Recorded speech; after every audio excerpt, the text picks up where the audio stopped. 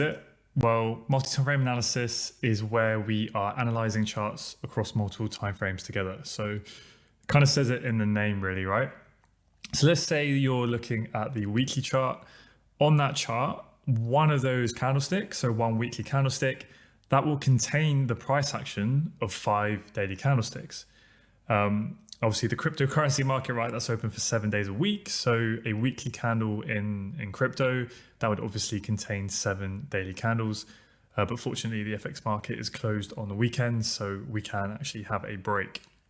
So obviously the weekly candle in the FX market only contains the price action of 5 days. 5 daily candlesticks are within that weekly candle, right? And then you've got 34-hour candlesticks within that weekly candle and 120 one-hour candlesticks. And then that one daily candle is made up of 24 hours worth of price action, so on and so forth. So you can clearly see that, as you start from those higher timeframes and you work your way down and down, going lower it's going to give you a lot more price action to work with. It's going to give you more information, and it's also going to give you more confirmation. So that is going to allow us to be extremely accurate with our entry points and analysis, but also whilst making sure that we are trading with the overall bias and we're trading with the dominant trend of the higher time frames on our side. So time is power. Really, the longer that a setup has to marinate, the more powerful and delicious the move will be. The reason why is essentially the more orders and liquidity that have been stacked over time are there to then fuel the move. So for this reason, analysis on the higher time frames always take precedence over analysis on the lower time frames. So the monthly time frame is a lot more significant than the weekly time frame, right? And so on, all the way down to the minutes and the seconds time frames. So this is why we always take a top-down approach. We always start our analysis on the higher time frames in order to develop our bias, and then we work our way down and down and down to refine and to increase our timing accuracy. So the other thing as well is, right, the higher time frames are not necessarily a specific time frame, but it's just any time frame that is higher than the one that you are currently looking at. So obviously the same goes for the lower time frames. It's going to be different for every trader, depending on their own unique trading style in terms of what time frames they actually use and look at on a consistent basis. Now, the reason that we use candlestick charts in our analysis is due to their unique ability to condense a vast amount of information into a small, neat, and manageable graphic display. So, you can think of candles representing the tip of an iceberg. Now, whilst they provide an excellent sign of what's ahead, there is a lot more that lurks beneath the surface. For the most part, the exposed tip of an iceberg is enough for the captain of the ship to, recognize the need that maybe we need to steer around it. But every now and then, an iceberg will remain fully submerged and provide no indication of its existence above the surface. So without us actually peering below the water, we're going to likely steer our ship straight into it. So kind of a horrible analogy there, but essentially in trading, using a lower time frame is the same as peering below the surface. The more time that you spend in front of your charts, the more that you will realize that all of the time frames are very intimately connected to each other. So when price is trending, in this case a bullish trend, we know that price moves up, it then pulls back to form a higher low, and it breaks structure to the upside to form a higher high, and so on. Hopefully you should be very familiar with this by now. Each of these movements up and down are called runs. So price impulses to the upside, and then it corrects back. Then it impulses again to the upside, and then it retraces back, right? Depending on whatever terminology you want to use, all of those moves up and then back to the downside, those individually are called runs, and they make the heartbeat of the market. Now, collectively, all of those runs together make up what we then call a trend. Now, are you ready for what is the major key in unlocking the secrets to understanding and harnessing the extreme power of multi-time frame analysis? You are? Fantastic. Well, the secret sauce is that a run on a higher time frame is a trend on a lower time frame. So a run on a higher time frame is a trend on a lower time frame. Sounds pretty simple, right? But when you get your head around this and when you fully understand it on the charts, that is when the power of multi-time frame analysis will really start to click, and you will massively increase both your strike rate and your risk reward. And that is the holy grail in trading, right? Increasing both of those simultaneously. So what we have here is a line diagram to essentially illustrate multi-time frame market structure, right? It says it there in the title, but it's essentially trying to show the relationship between a higher time frame and a lower time frame. So we're going to try and keep it reasonably simple at the start with just thinking about and looking at two time frames.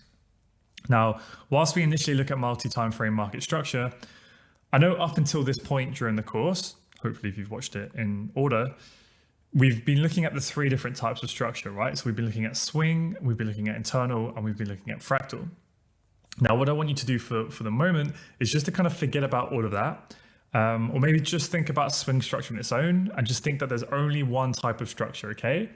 But with that one type of structure, we're now going to look at that across multiple timeframes, okay? So we're bringing in sort of, that three-dimensional shape. So let's just think about swing structure and let's think about two timeframes. So initially, we're going to think about the higher time frame, okay? So one time frame, which is this thick black line. So as we know, we have bullish market structure initially, where price impulses to the upside, then we correct back to form that higher low, we break structure to the upside to form that higher high, pull back to form a higher low, higher high, and then we break structure to the downside. At that moment, that higher time frame trend is then bearish, right? We take out the strong low to form a lower low. At that point, this then becomes a strong high, right? Because it's broken the low. So now this becomes our strong swing high, and this becomes our weak low. So we're trading in between this range. Price then has a swing pullback, okay? And then it breaks to the downside to take out that weak low to form a lower low. However, in the end, price then breaks to the upside to form a swing higher high, pulls back, and then continues that bullish trend, okay? So we understand that, basic market structure from one time frame. Now let's bring in a lower time frame. So we're going to look at the thin gray line, right? Now, remember what I said the key to multi-time frame market structure is, and that is a run on a higher time frame is a trend on a lower time frame. And this is exactly what it means, right? So a run on a higher time frame is a trend on a lower time frame. This impulse to the upside, that is a run on the higher time frame. But on a lower time frame, what do we see? Higher high, higher low, higher high, higher low, higher high. So that run on the higher time frame is a trend on the lower time frame. So maybe if it helps you to visualize it, let's say the higher time frame in this case is the 4-hour chart and the lower time frame is the M15. Well, we can see that that one impulsive leg up on the 4-hour chart is made up of a trend on the M15.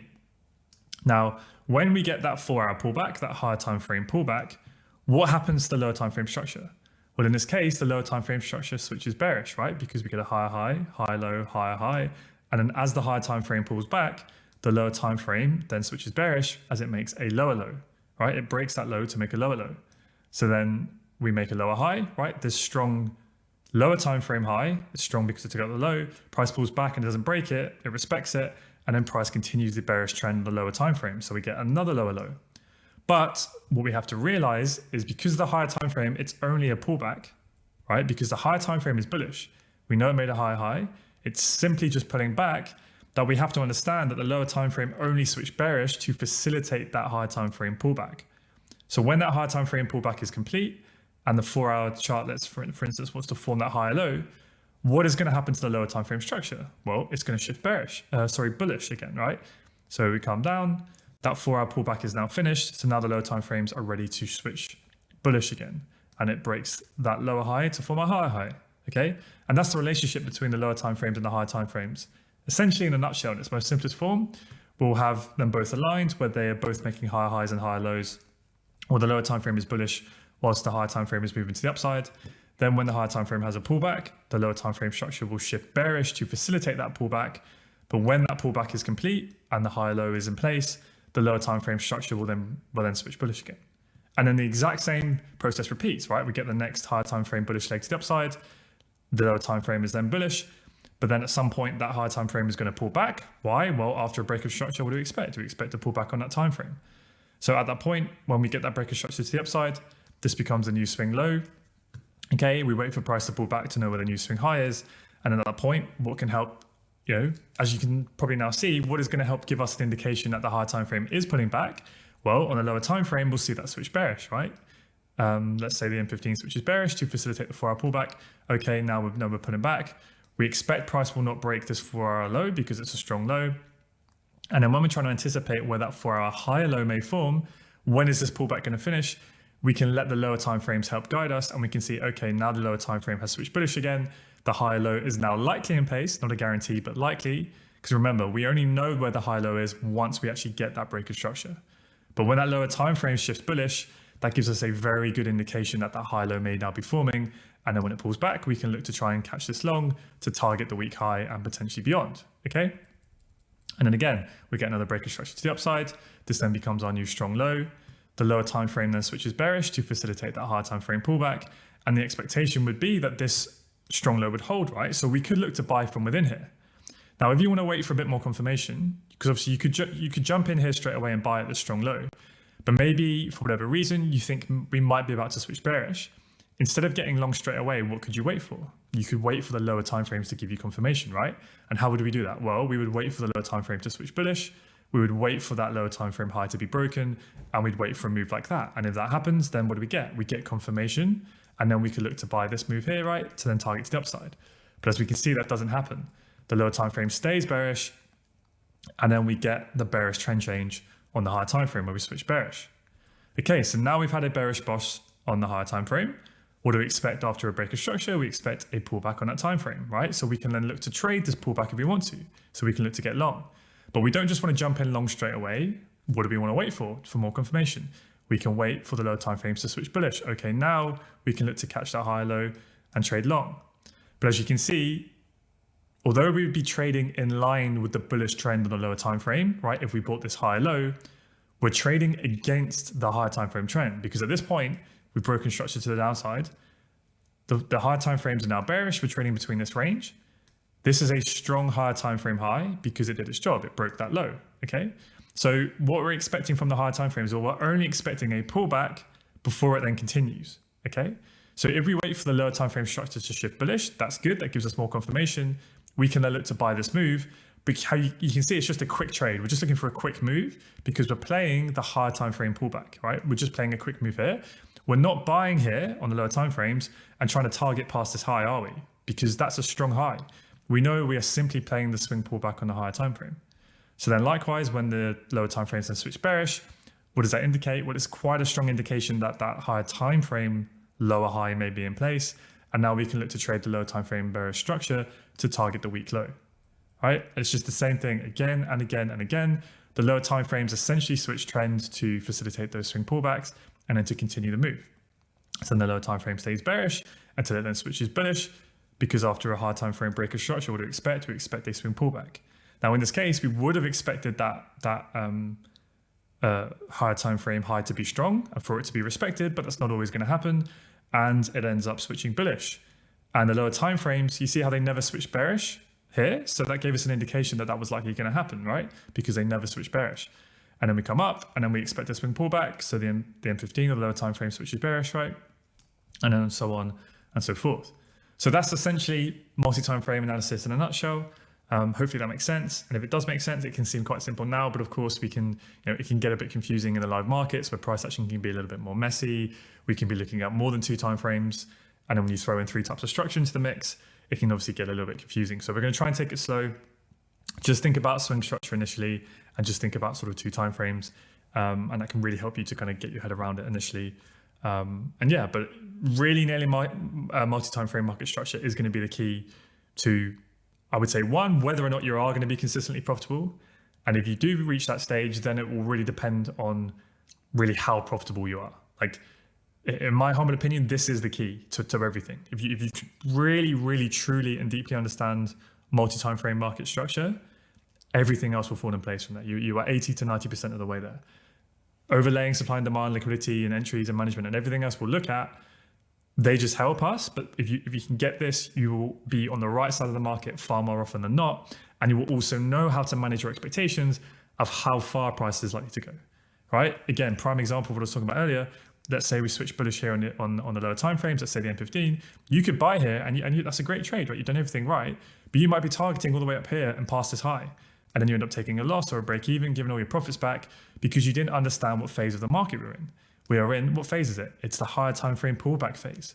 So you want to be a lot more aggressive with your targets, right? And also the higher we get up here, you want to be thinking, okay, there's an increased probability now that swing lower high is forming and we're going to be ready to go. So actually, maybe I don't want to keep buying on the lower time frame because I want to wait for it to shift bearish first. Okay, now that swing lower high may be in place, and now we can look to target the low, right? That's a more high probability trade.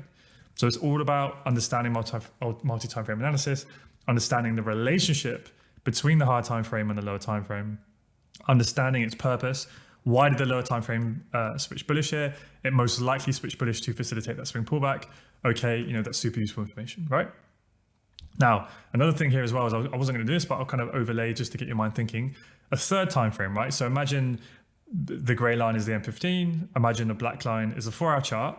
Well, what would the daily chart look like in this instance? So I'm just going to change this to a different color. Let's use something a bit more bright. Let's go with green, make it thick.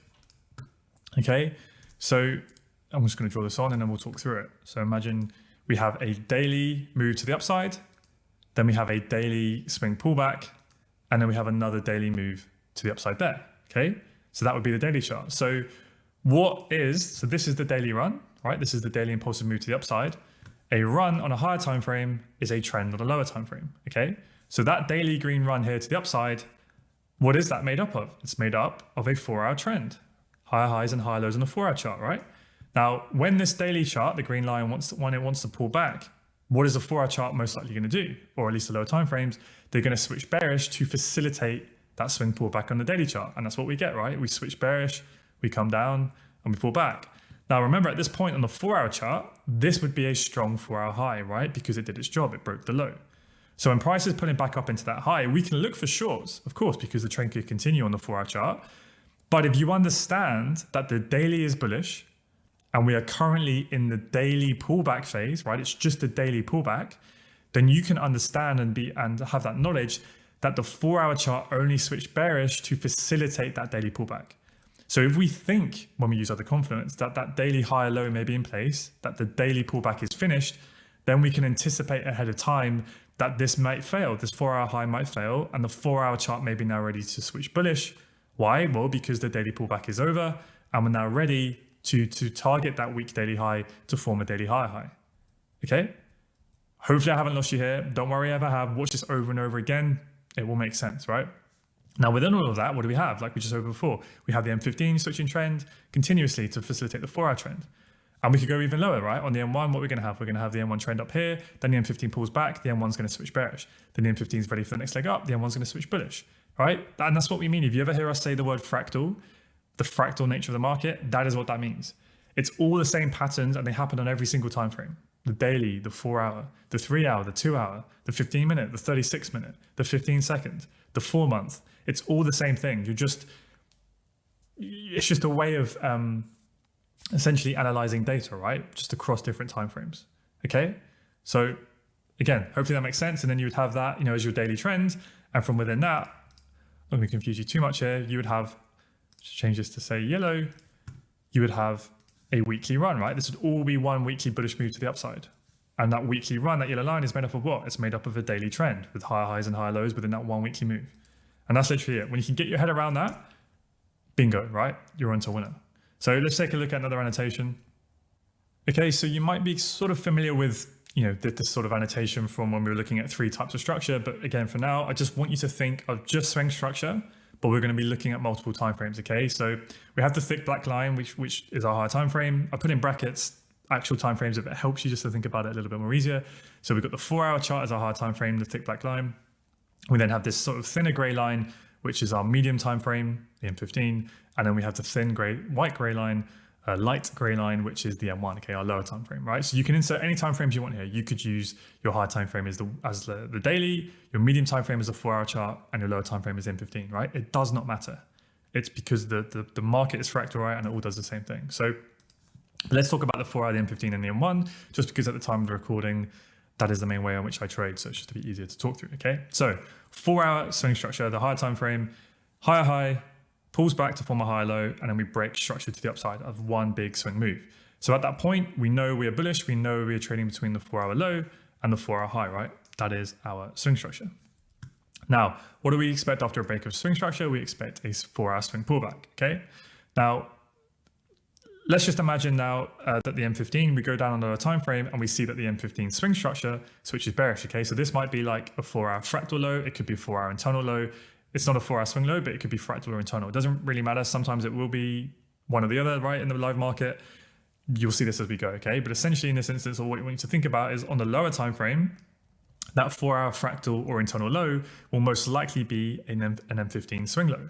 Okay, so when we get that 4-hour chalk or 4-hour IBOS, not always, but most likely it will be an M15 swing breaker structure to the downside. Okay, so when we're getting that 4-hour pullback, what happens? Well, the lower time frame switches bearish to facilitate that pullback. Okay, so when the M15, let's say, switches bearish, what can we do? Well, we can look to trade the short. So we're trading pro M15 trend, okay, because M15 is now bearish. So this becomes an M15 strong swing high because it took out the M15 low. Okay, so it's a 4-hour weak high, but a strong M15 high, right? Because it broke M15 structure. So now we can look to trade the short, right? We can play that short. But remember, what is our expectation when we're shorting this? What are we going to target with our management? So let's say we get short here, right? Great trade. Are we going to target past this low down here? Well, you could do, but would that be a smart decision? Well, no, because our expectation is we're just playing the 4-hour pullback. This is a strong 4-hour low because it took the high. So if we short here on the M15, right, we know we're just playing a quick move because we're just playing the pullback, right? So we could target here. We could talk about management later. It's more just about managing your expectations that we're just playing counter 4-hour trend, pro M15 trend. But we are in the 4-hour pullback phase, okay? So we want to be aggressive. Okay, now the lower that we get in this bearish M15 trend, we have to start thinking about now we're in the 4-hour discount, okay? This is the EQ of the 4-hour leg. We're now in the discount. Anywhere within that discount, there's a higher probability that the 4-hour higher low, the swing high low may form, right? And we'll be ready to then go on and continue the 4-hour trend and target that weak 4-hour high, okay?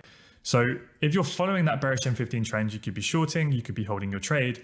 As we come down into that 4-hour discount, you have to start thinking, okay, at any minute now, the M15 may switch bullish, okay? Now, you could also look for longs from within here, right? Especially as we come down into a nice 4-hour discounted level, et cetera, but you may want to wait for a bit more confirmation, okay? Because there's no guarantee the strong low may hold, right? Sometimes it might fail when the trend changes. But let's say you want to wait for a bit more confirmation. Well, you can wait for the M15 to switch bullish. So in this case, it switches bullish. That's very strong indication, not a guarantee, but a very strong indication that the 4-hour high low may now be forming, right? So the M15 switches bullish. And now we can look to try and catch the M15 pullback, right? To capture that M15 high low, because now the M15 is aligned bullish with the 4-hour swing structure, right? And now we can look to try and capture this M15 high low to try and target the weak 4-hour high, because we have that full structural alignment where the M15 is aligned with the 4-hour chart, right? So again, same concepts. You can put on the premium discount if you wanted to on the M15 leg and wait for price to pull back and capture the M15 high low. Now, when the M15 is pulling back, what will happen on the lower time frame, let's say the M1?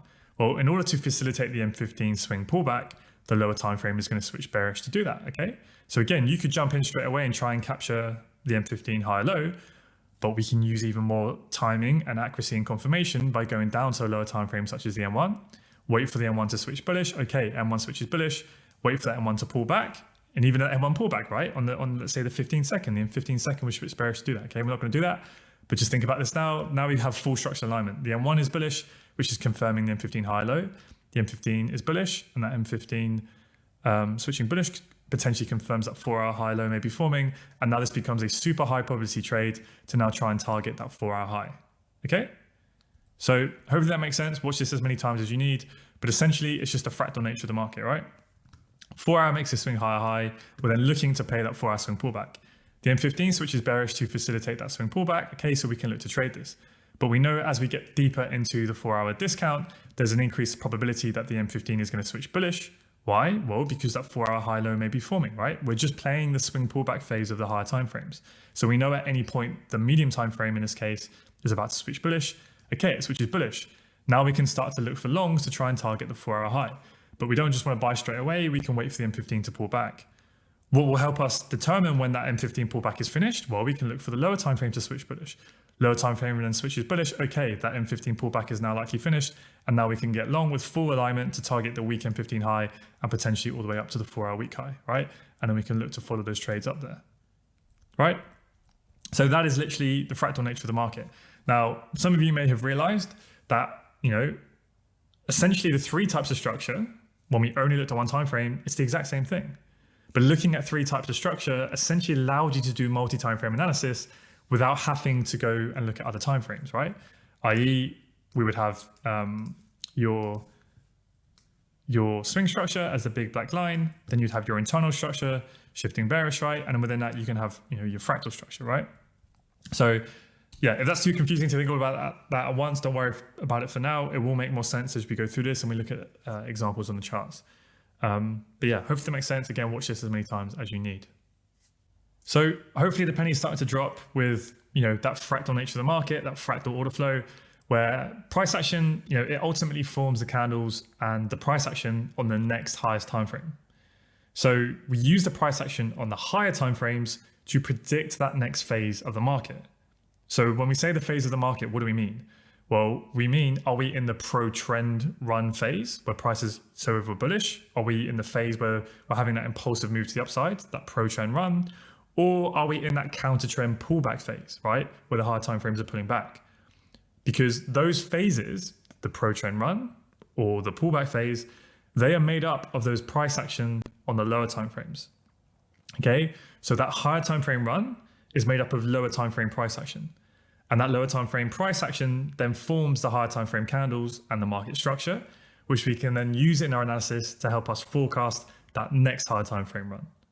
Right, so we're analyzing the higher time frames so we can forecast those large runs and trends, and then we drop down and analyze the lower time frames to not only help us to time our trade entries and exits with a lot more accuracy, but we also use them to confirm what may be happening on the higher time frames, right? So if we think the higher time frame is going to form that higher low and the higher time frame pullback is finished, we can look at the lower time frame to confirm that that pullback is over, right? Because we look for the lower time frame to switch trend.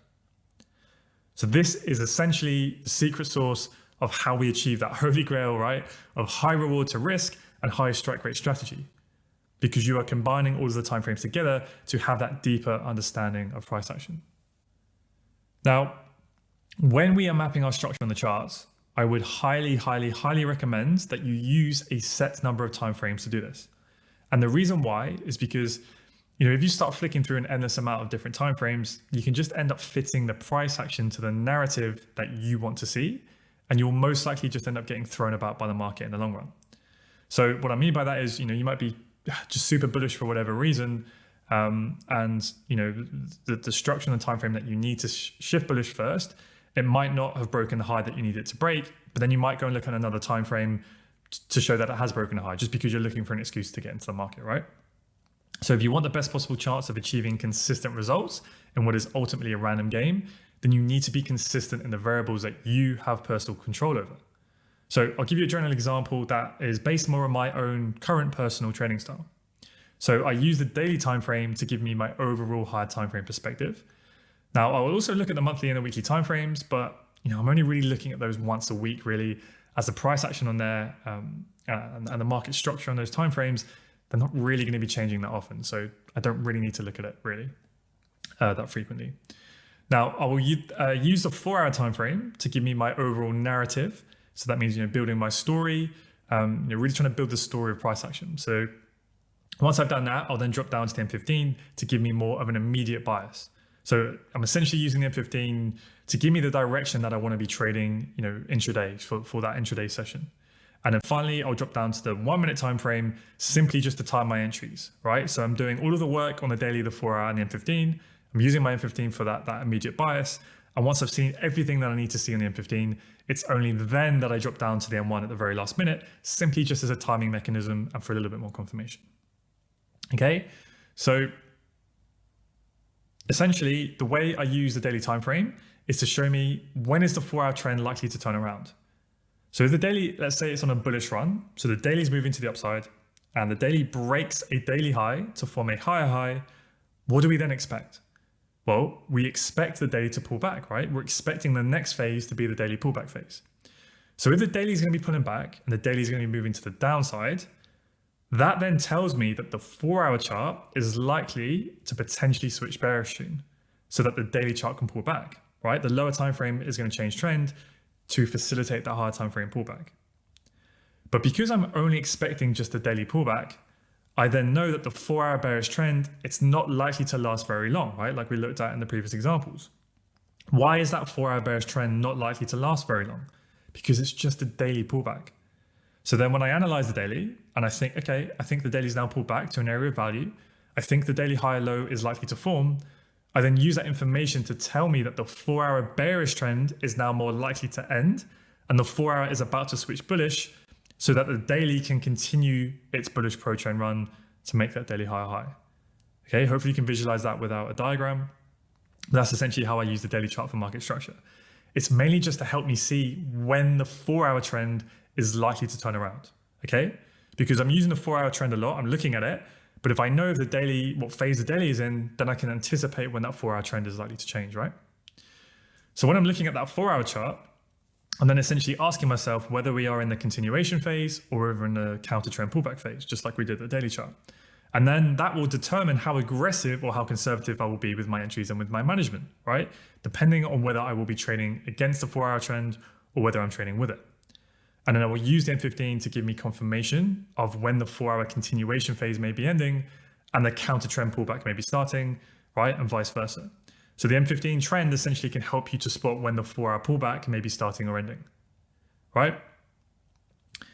And then finally, the 1-minute time frame, and sometimes lower, that is then used for the last extra bit of timing to confirm those turning points in the M15. And this is where I'll look for my entry models.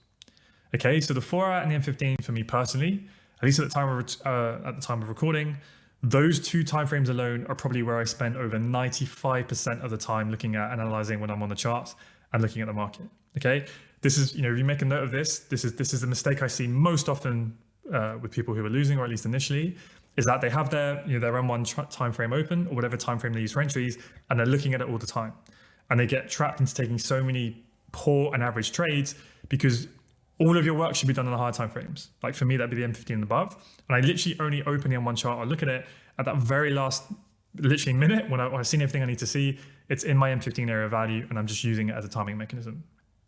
Okay, so I'll only drop down to that at the very, very end. If you're going to be sitting on that one chart all day, you're going to be seeing tens, if not hundreds of entries a week, and you're literally just going to get stepped around by the market. And you're going to be wondering why trades aren't working out or why they're turning around straight away. And the M1's going to be changing trend every few minutes. So that's why we build the higher time frame narrative, because it's the higher time frame moves, those higher time frame runs and pullbacks. It's those higher time frame phases that I'm interested in trading, because that's where the high reward to risk is. I'm just solely using the M1 for increased refinement to get a tight entry and stop loss, but also to give me that extra piece of confirmation to make sure as many timeframes as possible are in sync and confirming what I think I'm seeing, right? So I'm trying to really drive this point home, okay? So for me personally, the 4 and the M15 are the most important timeframes when it comes to market structure. In very, very simple terms, let's simplify it even more. The 4-hour gives me my higher time frame bias. The M15 shows me my intraday direction that I want to be trading in, and then the M1 just helps me to time it, okay? Now we'll get into all of this in even more detail as we go through the rest of the lessons, but specifically in the trade plan module, we'll discuss the different timeframes and the criteria that you may personally want to use for each of those timeframes, depending on your own style, your own trading personality, and your own lifestyle constraints. For instance, if you wanted a slightly more longer term perspective, potentially if you have a full-time job where you can't actively monitor the charts on the very low timeframes, or maybe your psychology just isn't really suited to day trading, right? You can just shift all of those timeframes here up a level, right? So for the higher timeframe perspective, use the weekly chart instead of the daily chart. Use the daily chart for your narrative. So seeing if you're trading a daily pullback or the pro trend run, use the 4-hour chart to give you your immediate bias of the direction that you actually want to trade in, and then use the M15 as your lower timeframe execution. The market's fractal, right? You can use those timeframes, just shift them up or shift them down to suit you, right? So, make sure that you utilize multiple timeframes to know the higher time frame narrative, actively monitor the lower time frame price action, and allow the trade setup to present itself. Okay, so in the next lesson, we're going to hop on the charts and actually apply all of this theory to real world market examples. But before we do that in a minute, I just want to end this lesson on just one last example to make this really important point hopefully start to sink in. So when we're in a 4-hour bearish trend, the expectation is that that expectational order flow is for the 4-hour to keep forming lower lows and lower highs, right? That's what we are anticipating until proven otherwise. But as we now know, in order for the 4-hour to create a new 4-hour lower high, what do we need to see? Well, it's very likely that the lower timeframes will form a bullish trend to facilitate that 4-hour pullback, right? So we will first see that shift in order flow in the lower timeframes to switch bullish, to then signal that the 4-hour chart is pulling back, to form that potential 4-hour lower high. So when price eventually pulls back and when it returns to our previous 4-hour lower high, right, the strong 4-hour high at this moment, because the 4-hour is bearish and it's a strong 4-hour high, our expectation is that the price will now sell off and continue that 4-hour bearish trend, right? However, it does not have to. Remember, anything can happen in the markets, right? Anything. So as price develops around this area, our mission is to observe its development and listen to what the market is telling us in a neutral state of mind.